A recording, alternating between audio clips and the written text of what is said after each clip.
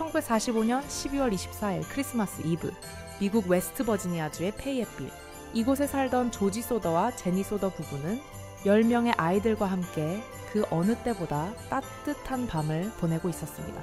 첫째 아들은 군 복무 중이라 함께하지 못했지만 나머지 9명의 아이들은 크리스마스 선물을 뜯어볼 생각에 잔뜩 들떠 있었죠.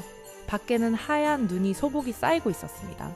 이 평화로운 풍경이 곧 지옥으로 변할 거라고는 아무도 상상하지 못했습니다. 다음날 아침 크리스마스의 태양이 떠올랐을 때 소더 가족의 집은 온데간데 없이 사라지고 검은 잿더미만이 덩그러니 남았습니다. 그리고 그 잿더미 속에서 2층에서 자고 있던 5명의 아이들, 모리스, 마사, 루이스, 제니, 베티가 감쪽같이 증발했습니다. 보통 화재 사건이라면 슬픔이 앞서야겠지만 이 사건은 슬픔보다 기괴함이 앞섰습니다.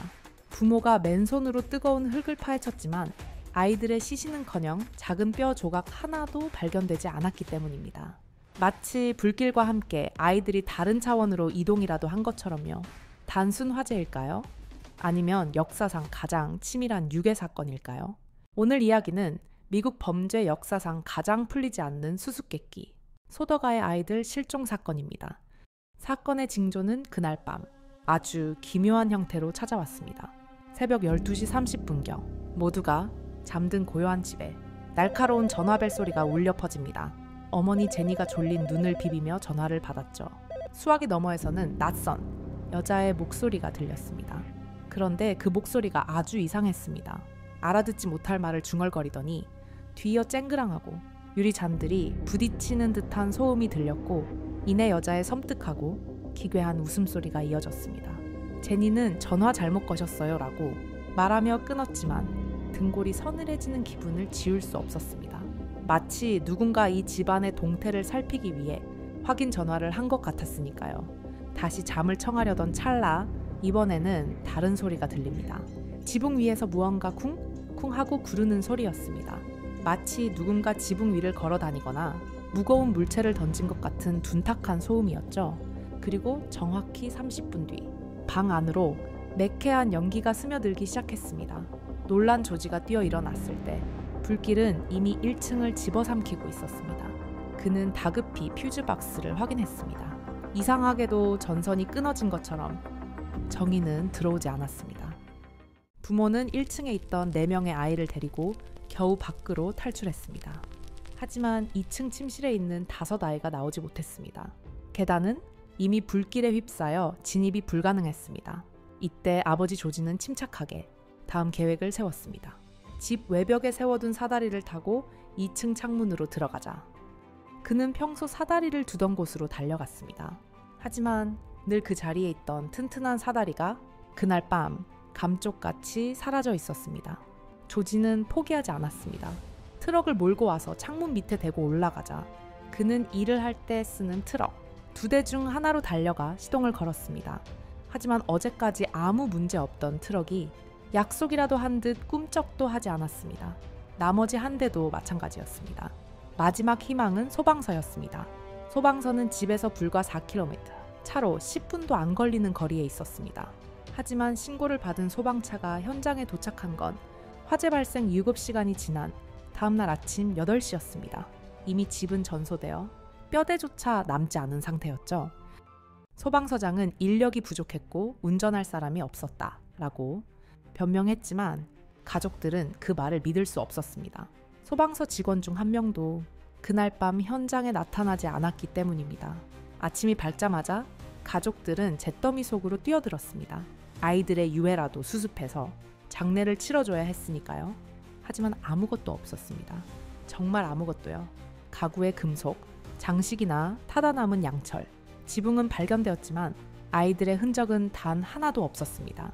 이때부터 조지 소더는 미친 듯이 조사를 시작합니다. 그리고 소방당국의 발표가 거짓말이라는 증거들을 하나씩 찾아냅니다. 첫 번째 의혹은 뼈의 증발입니다. 소방당국은 화재가 너무 강력해서 뼈까지 다 타서 재가 되었다 라고 주장했습니다. 하지만 조지가 만난 화장터 전문가는 코숨을 쳤습니다. 디천도의 고열로 2시간을 태워도 뼈는 남습니다. 고작 45분 동안 탄 목조주택 화재에서 뼈가 완전히 사라진다? 과학적으로 절대 불가능한 일입니다. 조지는 이 사실을 증명하기 위해 끔찍한 실험까지 감행합니다. 죽은 동물의 뼈를 구해 불을 지르고 얼마나 타는지 지켜본 겁니다. 결과는 당연했습니다. 뼈는 불에 그을리기만 했을 뿐 형태는 그대로였습니다. 그렇다면 아이들의 뼈는 어디로 간 걸까요?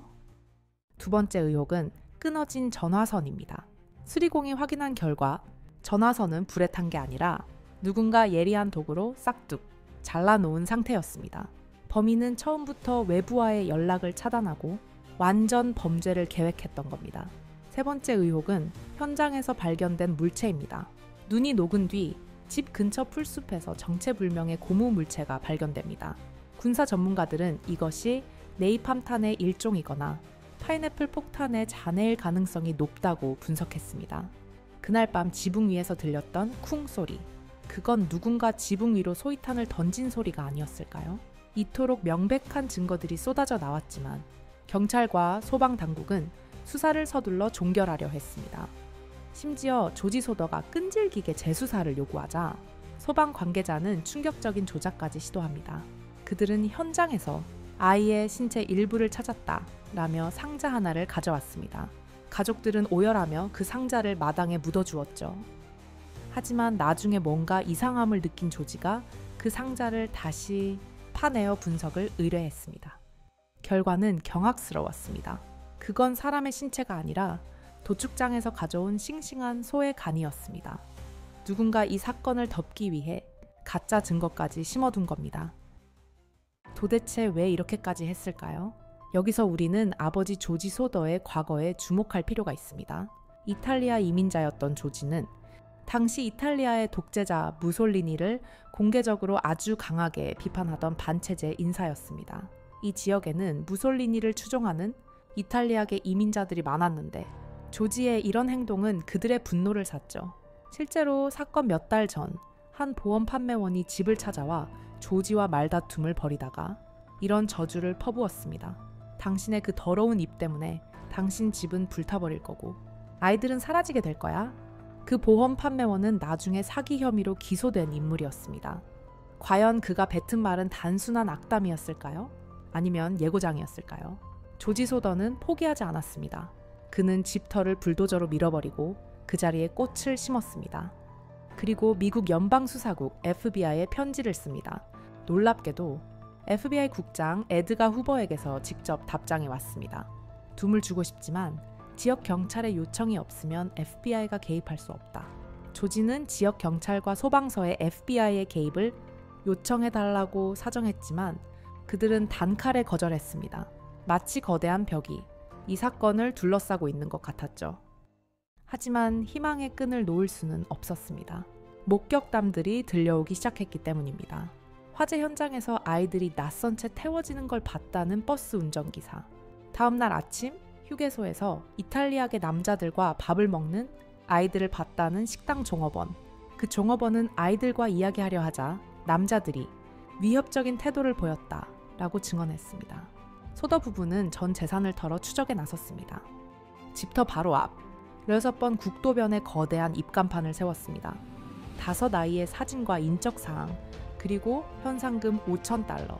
이 간판은 비가 오나 눈이 오나 무려 40년 동안 그 자리를 지키며 미국의 슬픈 랜드마크가 되었습니다. 그렇게 20년이라는 긴 세월이 흐른 1968년 어머니 제니 앞으로 의문의 편지 한 통이 도착합니다. 발신자 주소는 켄터키. 우표 소인도 찍혀있지 않았습니다. 떨리는 손으로 봉투를 열자 그 안에는 한 청년의 사진이 들어있었습니다. 사진 뒷면에는 이렇게 적혀 있었죠. 루이스 소더, 나는 형제 프랭키를 사랑합니다. 꼬맹이들. 부모는 사진을 보자마자 심장이 멈추는 듯 했습니다. 실종 당시 9살이었던 루이스의 깊은 눈매, 왼쪽 눈썹의 모양, 사진 속 20대 청년은 영락없는 루이스의 모습이었습니다. 그들은 즉시 사설 탐정을 고용해 사진이 보내진 켄터키로 보냈습니다. 하지만 그 탐정은 켄터키에 도착하자마자 연락이 두절되었고 돈만 챙긴 채 다시는 나타나지 않았습니다. 도대체 그곳에 무엇이 있었길래 탐정마저 입을 다물어 버린 걸까요? 아버지는 1969년에 어머니는 1989년에 세상을 떠났습니다. 그들은 죽는 순간까지 아이들이 어딘가에 살아있다고 믿었습니다. 부모가 모두 세상을 떠난 뒤에야 도로변에 서 있던 그 낡은 간판은 철거되었습니다.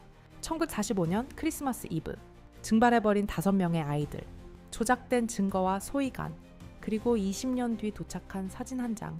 과연 그날 밤 아이들은 불길 속으로 사라진 걸까요? 아니면 부모를 벌하려던 누군가의 손에 이끌려 어둠 속으로 사라진 걸까요? 진실은 잿더미 속에 묻힌 채 영원한 미스터리로 남았습니다. 지금까지 미스터리 서랍이었습니다. 이 기이한 사건에 대한 여러분의 생각을 댓글로 남겨주세요. 구독과 좋아요는 더 깊은 미스터리를 파헤치는 힘이 됩니다. 감사합니다.